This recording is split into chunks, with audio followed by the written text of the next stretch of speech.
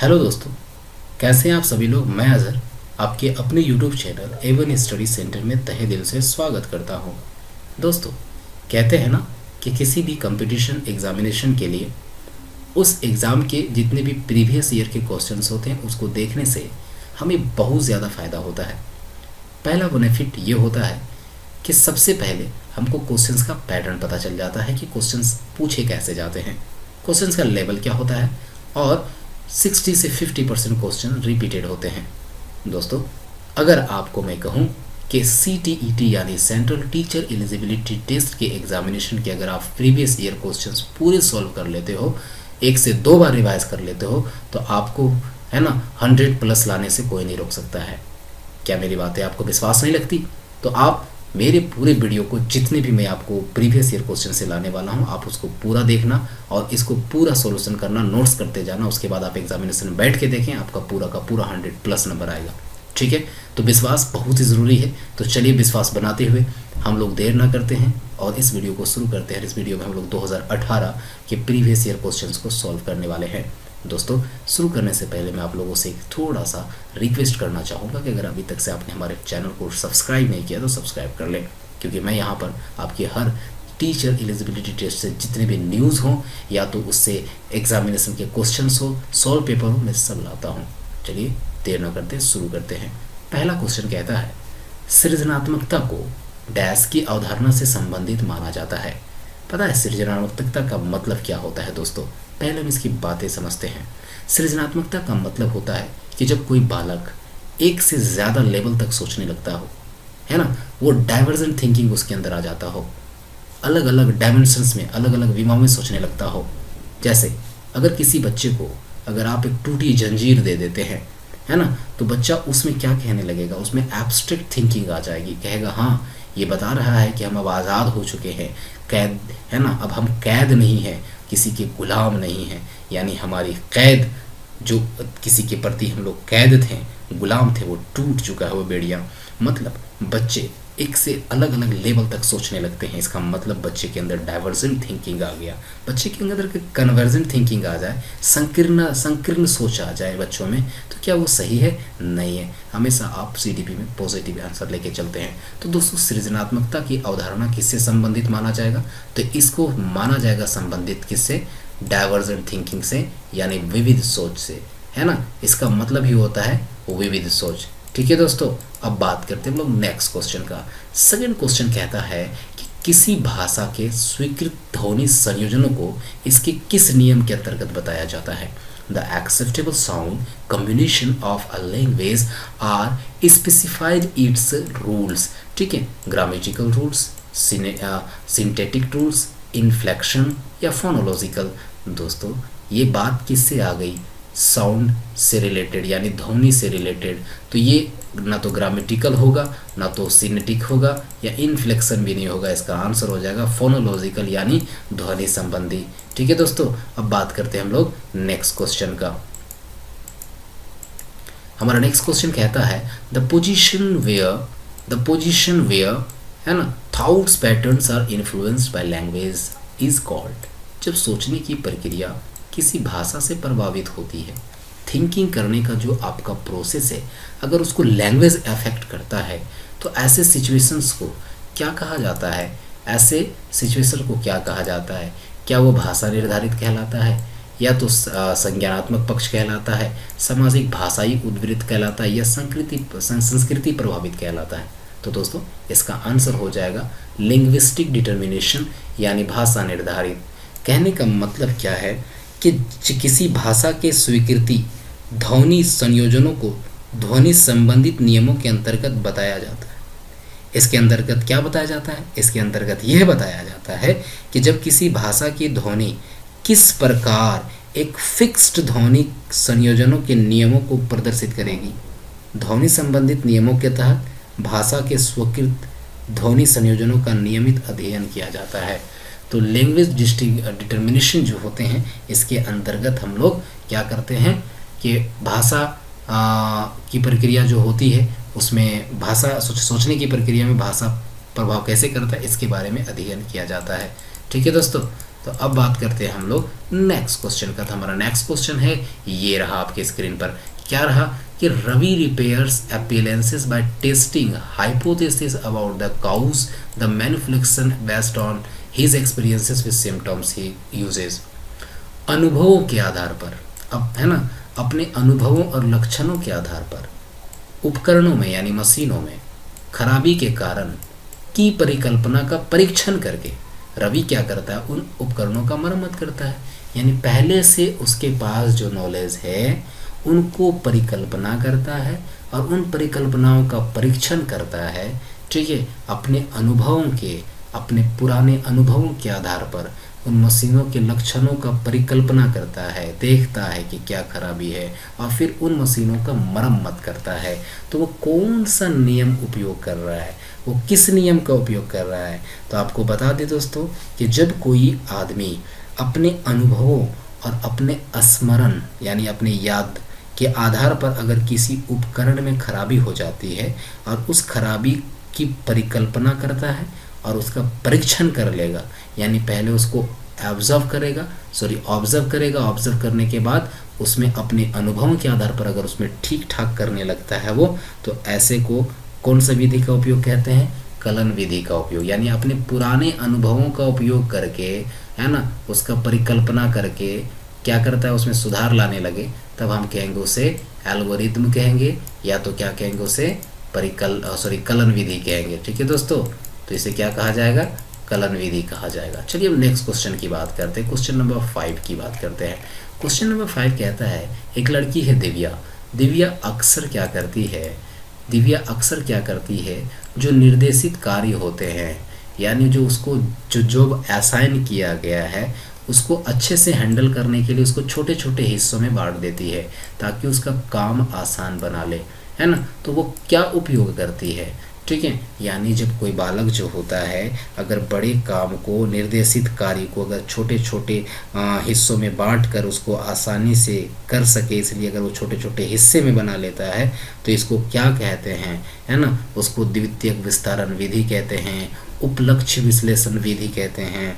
तो वो कौन से विधि का प्रयोग कर रही है, तो यहाँ पर इसका आंसर हो जाएगा उपलक्ष्य विश्लेषण विधि यानी सब गोल एनालिसिस। बच्चों सब गोल एनालिसिस क्या होता है, इस अवधारणा का उपयोग संज्ञानात्मक विज्ञान, है ना, जो आपके कॉग्निटिव साइंस होते हैं और आपके साइकोलॉजिकल एजुकेशन फील्ड होते हैं, खास करके इसका उपयोग वहाँ किया जाता है। यानी बड़े बड़े कामों को छोटे छोटे भागों में तोड़ लिया जाता है और इस विधि के तहत छात्र क्या करते हैं ना कि अलग अलग चरणों के आधार पर अधिगम कर सकते हैं, यानी अलग अलग चरण स्टेप्स में वो लर्निंग करते हैं, ठीक है। तो यहाँ पर सब गोल्स हो गए, छोटे छोटे टुकड़ों में बांट लेना, यानी बड़े काम को छोटे छोटे टुकड़ों में बांट लेना क्या कहलाता है, सब गोल में आ जाएगा। ठीक है दोस्तों, अब आता है क्वेश्चन नंबर 6 क्या कहता है, society determines the roles of male and female. एक बात बताइए, जब एक मेल और फीमेल जब दुनिया में पैदा होते हैं तो वो क्या कर सकेंगे क्या नहीं कर सकेंगे, वो उसके अंदर एबिलिटी तो अपने से तो वो नेचुरल बना होता है, लेकिन जब वो आएंगे बोलेंगे नहीं लड़के ये कर सकते हैं, नहीं लड़कियों का ये करना है, तो ये कौन बांटा हुआ है, ये जो विभिन्नताएं जो लाई गई है वो कौन लाया है ना। क्या वो हेरिडिटी है ना, इंडोमेंट है, यानी वो पहले से माँ बाप से आया हुआ है, या तो वो क्या gender as a intuitive construct, क्या वो अंतर्ज्ञानी अवतरण है, पहले से वो बना हुआ है, या तो सोशल कंस्ट्रक्ट यानी समाज उसको निर्माण किया है। तो इसका आंसर क्या हो जाएगा, सामाजिक निर्माण, है ना, वो सामाजिक अवतरण है। ठीक है, यानी मेल और फीमेल के जो रोल्स हैं, क्या फीमेल का यही रोल है कि बर्तन धोना है, मेल का बर्तन धोना नहीं है, तो ये जो रोल्स दिए गए हैं मेल और फीमेल को, ये आपका सामाजिक कंस्ट्रक्ट है, आपका ये हेरिडिटी वाला नहीं है ना, तो ये आपका अंतर्ज्ञानी है ना। तो ये क्या है, इसको समाज ने बनाया है। ठीक है दोस्तों, अब बात करते हैं हम लोग क्वेश्चन नंबर 7 का। ठीक, ये बहुत इंपॉर्टेंट क्वेश्चन है, ग्रेडिंग करना, कोडिंग करना, मार्किंग करना और क्रेडिट एक्यूमुलेशन की बात करें, है ना, ये किसके रूल्स आते, किसके एग्जाम्पल्स है, यानी ग्रेडिंग करना, कोडिंग, अंकन या क्रेडिट संचय प्रणाली के कुछ उदाहरण हैं। ठीक है दोस्तों, तो इसका आंसर एक्चुअल में होगा क्या। पहला ऑप्शन कहता है कक्षा में बच्चों की स्थिति निरूपण विधि, आलेख पत्र यानी रिपोर्ट कार्ड अधिगम पर है ना, अकादमिक प्रगति को दर्शाने के लिए, अधिगमकर्ताओं की उपलब्धि की आकलन की गणन विधि, परीक्षा के उत्तर पत्रों की मूल्यांकन की विधि। दोस्तों यहाँ पर क्या कहता है कि ग्रेडिंग करना, कोडिंग करना, या जो भी आप बच्चे को ग्रेड दे रहे हैं, ये सब किसके उदाहरण आते हैं? क्या बच्चे की स्थिति हम लोग कक्षा में बताते हैं? नहीं, है ना। यहाँ बांटने की बात हो रही है। आलेख पत्र या रिपोर्ट कार्ड अकादमिक प्रगति को हम लोग दर्शाते हैं? नहीं। यहाँ पर अधिगमकर्ताओं की उपलब्धि का आकलन करने की ये गणन विधि है। तो यानी इसका आंसर क्या हो जाएगा? Scoring procedure assignment of the learners achievement, है ना, ये इसका आंसर हो जाएगा। ठीक है दोस्तों, तो ये सभी इसके एग्जाम्पल्स हैं। अब बात करते हैं हम लोग क्वेश्चन नंबर 8 का। क्वेश्चन नंबर 8 कहता है, आपको पता होगा कि असेसमेंट से क्वेश्चन रहना ही रहना है कि असेसमेंट से क्या क्या क्वेश्चंस आते हैं। ठीक है, तो यहाँ पर क्या कहता है, क्वेश्चन नंबर 8 क्या कह रहा है कि assessment of the learners achievement helps to the teachers.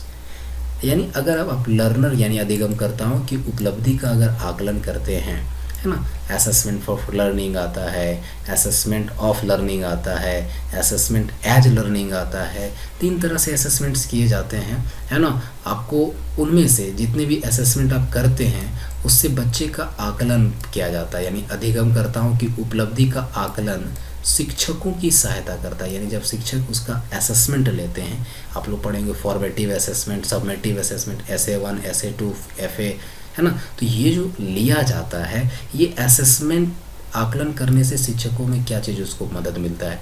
शिक्षण अधिगम विधियों की प्रभावशीलता का मूल्यांकन करने में, है ना, कक्षाओं में अधिगमकर्ताओं की क्षमता समूह बनाने में, शिक्षण के लिए गतिविधि की सूची तैयार करने में, अधिगमकर्ताओं के प्रदर्शन का रिकॉर्ड रखने में। तो इसका आंसर यही होगा, है ना, कि जो आपके परफॉर्मेंस हैं उसका रिकॉर्ड मेंटेन करने में, यानी वो उसका परफॉर्मेंस कैसा है, इसलिए हम लोग वो असेसमेंट करते हैं। ठीक है, यानी यहाँ पर क्या कहता है, देखिए क्वेश्चन ऑप्शन नंबर 1 क्यों नहीं होगा? शिक्षण अधिगम विधियों की प्रभावशीलता, यानी आप अपने बारे में, टीचर बोल रहा है कि यानी सीखने सिखाने में क्या प्रभाव आ रहा है उसको मूल्यांकन करने में। मूल्यांकन करने का मकसद ये होता है कि लर्नर जो यानी अधिगम करता होते हैं उसका प्रदर्शन कैसा है उसको रिकॉर्ड करने में। ठीक है, तो इसका आंसर हो गया। अब बात करते हैं हम लोग नेक्स्ट क्वेश्चन का। हमारा नेक्स्ट क्वेश्चन है question number 9। Question number 9 inclusive education से है, जिसको हम लोग समावेशी शिक्षा कहते हैं। और कहीं ना कहीं समावेशी शिक्षा ये कहता है कि समाज में अलग अलग संस्कृति, अलग अलग धर्म, अलग अलग रंग, अलग अलग रूप के बच्चे हैं, उन सभी को एक साथ करके पढ़ाइए, है ना। उसमें बंटवारे की बात कभी नहीं होगी। ठीक है, यानी कहीं ना कहीं inclusive education child centred education की बात करता है ना। यहाँ पर सभी को इंक्लूजन करने की बात होती है, समावेश करने की बात होती है। यहाँ बच्चों में उनकी योग्यताओं के आधार पर अलग करने की बात नहीं की जाती है ना। तो अब हम ये बात क्या करेंगे कि समावेशी शिक्षा के सिद्धांत किस पर आधारित है। ठीक है, यानी समावेशी शिक्षा किस किस सिद्धांत पे आधारित है। तो यहाँ पर ऑप्शंस क्या दिए हुए देखिए, समता एवं समानता अवसर, यानी सब में आप इक्विटी रखें और सबको अलग अलग अपना अपना सबको अपॉर्चुनिटी देना है। दूसरा कहता है सामाजिक अस्तित्व एवं वैश्वीकरण, सोशल एग्जिस्टेंस एंड ग्लोबलाइजेशन, ये तो होगा ही नहीं। कहता है वर्ल्ड है ना, ब्रोदरहुड, विश्व बंधुता, आप दुनिया की बात क्यों कर रहे हैं, है ना। उसके बाद क्या कहता है सामाजिक संतुलन, यहाँ समाज की बात ही नहीं होगा। बात यहाँ समावेशी शिक्षा का है, तो यहाँ पर सभी को समता देने की बात होगी, सबको समान अपॉर्चुनिटी दिया जाएगा, है कि नहीं। तो ये होगा इसका आंसर। अब बात करते हैं हम लोग नेक्स्ट क्वेश्चन का। अब एक बात कहता है क्वेश्चन नंबर 10 क्या कहता है कि दिव्यांगन, है ना, दिव्यांगजन अधिकार अधिनियम वर्ष में लागू किया गया। यानी ये जो right of person with disabilities है, यानी RPDW जो होता है, RPD, है ना, क्या दोस्तों, एक सेकेंड, RPWD, है ना। ठीक है, right of persons with disabilities, यानी RPWD जो है ना। R अगर आ गया यहाँ पर, एक आता है PWD, बात करेंगे उसके बारे में भी। तो यहाँ पर RPWD ये कब लाया गया, तो कौन सा ईयर में लाया गया दोस्तों, तो ये लाया गया 2016 में। आपको याद होना चाहिए कि 2016 में RPWD एक्ट लाया गया। ठीक है दोस्तों, अब बात करते हैं हम लोग नेक्स्ट क्वेश्चन का। याद रहेगा कि RPDW एक्ट कब लाया गया था, 2016 में। अब आ जाते हैं हम लोग क्वेश्चन नंबर 11।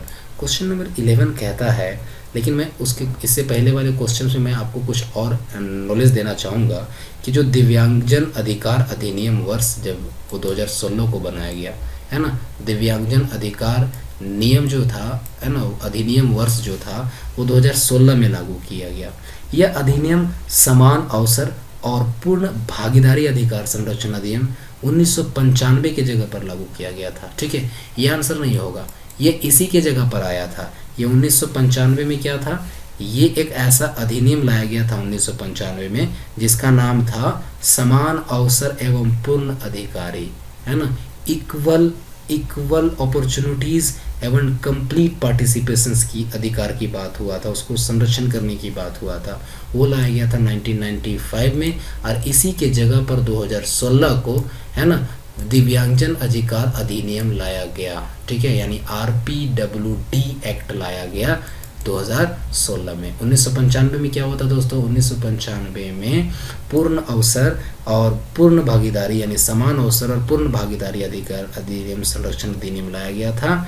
और दिव्यांगन अधिकार अधिनियम 2016 के अंतर्गत क्या कहा गया, दिव्यांगजन अधिकार अधिनियम 2016 के अनुसार से दिव्यांगजनों को एक विशेष रूप से संरक्षण प्रदान किया गया, यानी जो दिव्यांग थे उन लोगों को एक खास तरह का एक प्रोटेक्शन दिया गया, है ना। और इसी अधिनियम के को चलाने के बाद विकलांग वर्गों को दिव्यांग कहा जाने लगा। ठीक है, यही जब आपका ये जो 2016 में आया, इसलिए यहाँ पर ऐसे लोगों को है ना इस अधिनियम के क्रियान्वयन के बाद ही विकलांग लोगों को क्या कहा जाने लगा, दिव्यांग। विकलांग नहीं, उनके जगह दिव्यांग कहा जाने लगा। ठीक है दोस्तों, अब आते हैं क्वेश्चन नंबर 11 में।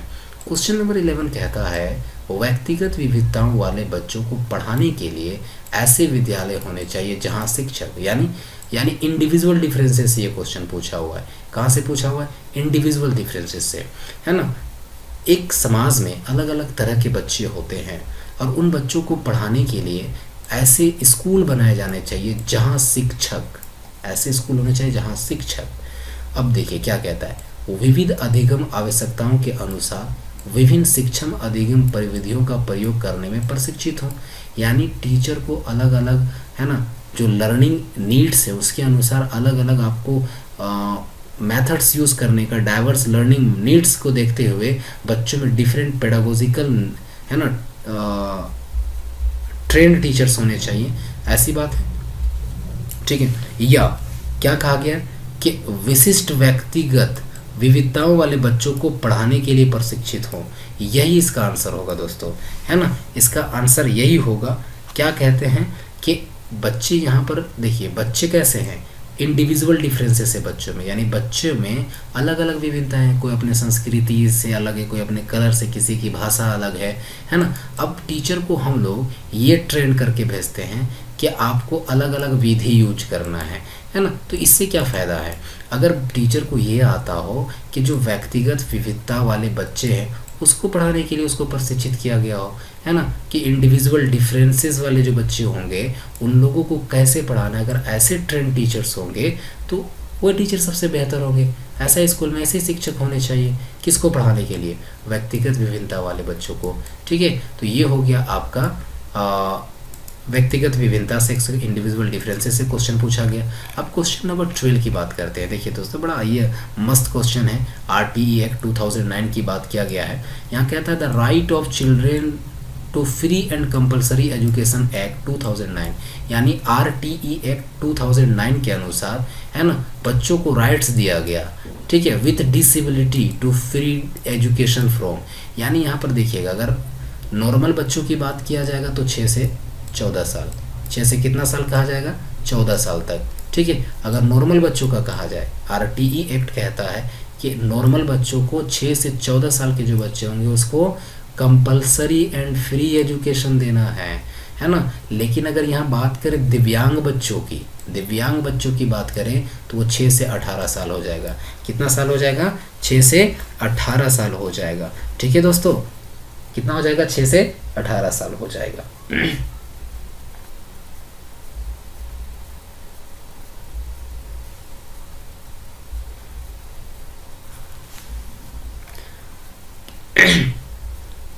यहाँ क्या कहा गया है, निःशुल्क एवं अनिवार्य बाल शिक्षा अधिकार अधिनियम 2009 दिव्यांग बच्चों की निःशुल्क अधिकारों के सुनिश्चित करता है 6 से 18 साल के 6 से 14 साल, तो हो जाएगा 6 से 18 साल के बच्चों को।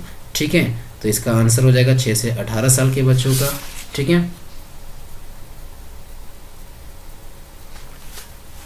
आपको बता दें कि 86वें संशोधन हुआ था, संविधान में संशोधन अधिनियम 2002 में लागू किया गया। उसके अंतर्गत जो प्राथमिक शिक्षा को अनिवार्य बनाया गया, यानी हमारा जो कॉन्स्टिट्यूशन था उसमें 86 अमेंडमेंट किया गया, और उसमें ये 2002 में, कब 2002 में, और उसमें ये बताया गया कि प्राइमरी एजुकेशन कंपलसरी है, सभी बच्चों को प्राइमरी एजुकेशन कंपलसरी कर दिया गया। कब? 2002 में आपका 86वां संशोधन किया गया हमारे कॉन्स्टिट्यूशंस में, और उसमें कहा गया कि इसके अलावे निःशुल्क एवं अनिवार्य शिक्षा अधिनियम 2009 है ना, उसमें 6 वर्ष से 14 वर्ष के बच्चों के लिए दिव्यांग बच्चों की निःशुल्क शिक्षा के अधिकार को सुनिश्चित करता है, और शिक्षा के अधिकार को 86वें संशोधन के अंतर्गत मूल अधिकार की श्रेणी में शामिल किया गया, एवं संविधान में अनुच्छेद 21A जोड़ा गया। क्या जोड़ा गया? 21A जोड़ा गया।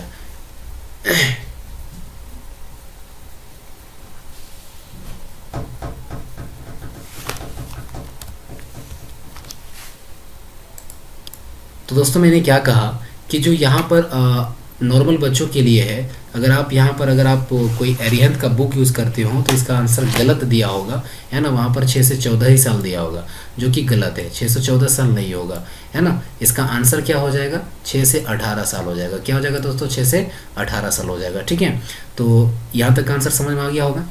अब आप बात करते हैं हम लोग नेक्स्ट आगे।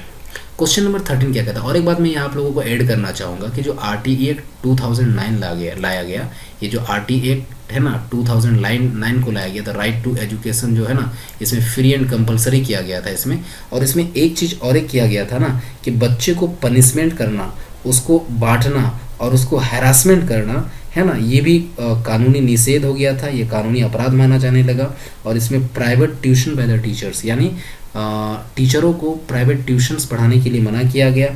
और running a school with recognisation, और बिना मान्यता का स्कूल चलाना भी मना कर दिया गया था। और ये बच्चों के प्रवेश के हेतु, है ना, प्रति व्यक्ति शुल्क और छात्र शिक्षक अनुपात PTR, यानी उसको जो बात करें हम लोग, वो एक मानदंड एक निश्चित किया गया कि एक क्लास में कितने % होने चाहिए। और हाँ, 25% सीट रिजर्व किया गया ऐसे बच्चों के लिए जो सोशली डिसएडवांटेजेस हों, है ना, इकोनॉमिकल वीकर सेक्शन वाले, यानी जिसका आय, है ना, कम हो, वो BPL लेवल पे आते हों, उन लोगों के लिए 25% सीट रिजर्व किया गया था RT एक्ट 2009 में।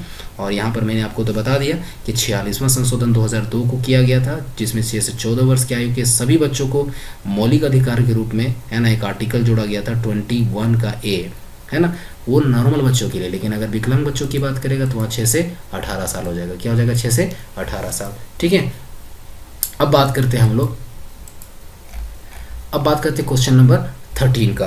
क्वेश्चन नंबर 13 कहता है कि विविध, क्या कहता है? विविध अधिगमकर्ताओं के लिए सुगम्य स्वरूपों के शिक्षण अधिगम सामग्रियां प्रदान करने का तात्पर्य किससे है? यानी providing teaching learning materials, TLM की बात कर रहा है। जैसे कि फ्लैश कार्ड हो गया, है ना, बहुत सारे चार्ट पेपर्स हो जाते हैं, मॉडल्स हो गए, ग्लोब्स हो गए, ये सब TLM में आते हैं, टीचिंग लर्निंग मटेरियल्स में आते हैं।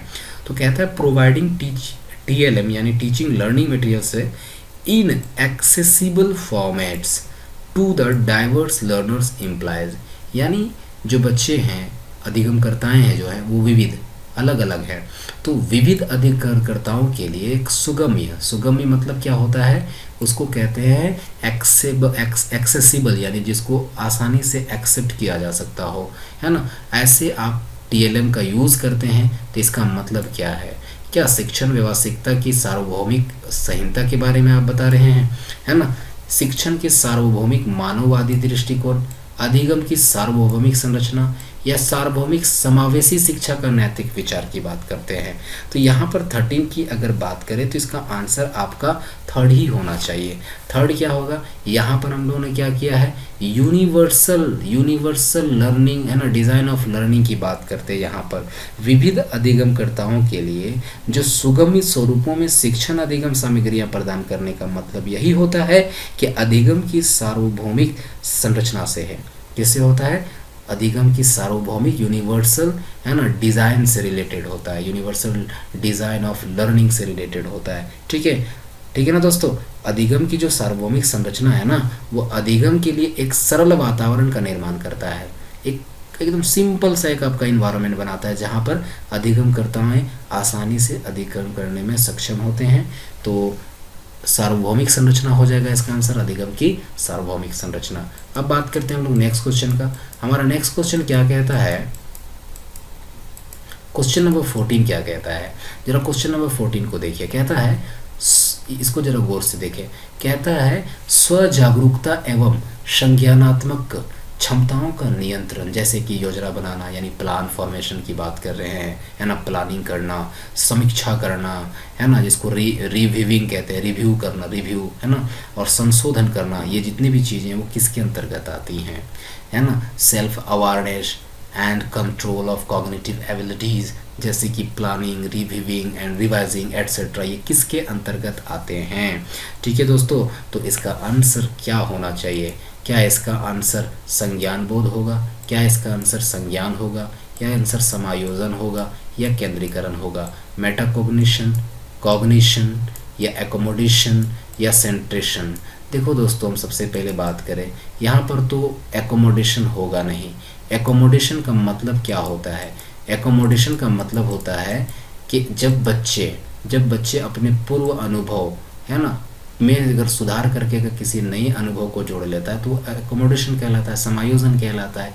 एक होता है आत्मसातकरण, जिसमें बच्चे क्या करते हैं, जब कोई नई परिस्थिति में आते हैं, मान लीजिए कि वो साइकिल चलाने सीखे थे, अब गाड़ी चलाना सीख रहे हैं, तो जब नई सिचुएशन में आए तो देखे कि नई गाड़ी तो ऐसे, इसको ऐसे स्टार्ट किया जाना चाहिए, तो पुराने नॉलेज को हटा देते हैं, ज्ञान को, कि ऐसा नहीं होगा, ऐसा होगा। तो इसमें जब बदलाव लाया जाता है तो उसको समायोजन कहते हैं। लेकिन अगर उसमें बदलाव नहीं लाएंगे, उसमें एक्स्ट्रा ऐड कर लेंगे, हाँ ऐसे भी स्टार्ट होता है, तब उसमें दोनों ज्ञान को जोड़ लेना, वो आत्मसातकरण कहलाता है। तो इसका आंसर एक्चुअल में होगा, इसका आंसर होगा संज्ञान बोध। क्या होगा इसका आंसर, संज्ञान बोध। इसका आंसर हो जाएगा संज्ञान बोध यानी मेटाकॉग्निशन।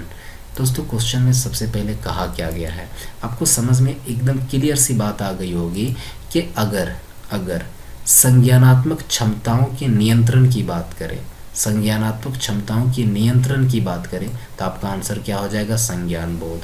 ठीक है, संज्ञानात्मक क्षमताओं के नियंत्रण की बात करें तो इसका आंसर क्या हो जाएगा, संज्ञान बोध आंसर हो जाएगा। और संज्ञान बोध जो होता है ना, एक हाई लेवल थिंकिंग है ना, उसका एक फॉर्म माना जाता है, रूप माना जाता है, जिसका मतलब क्या होता है, गहन विचार करना, एकदम गहराई से विचार करना, सतर्क होना, और संज्ञान सक्षमता का प्रयोग एवं नियंत्रण संज्ञान बोधन द्वारा संभव है ना। अगर हम यहाँ संज्ञान की बात करते हैं, ये संज्ञान का, तो संज्ञान तभी संभव है जब संज्ञान बोध हो। तो इसका आंसर सिंपली संज्ञान बोध होगा यानी मेटा कॉग्निशन होगा। ठीक है, आपको सेल्फ अवेयरनेस और कंट्रोल ऑफ कॉग्निटिव एबिलिटीज़ की बात करेगा तो इसका आंसर हो जाएगा मेटाकॉग्निशन। अब बात करते हैं क्वेश्चन नंबर 15 का।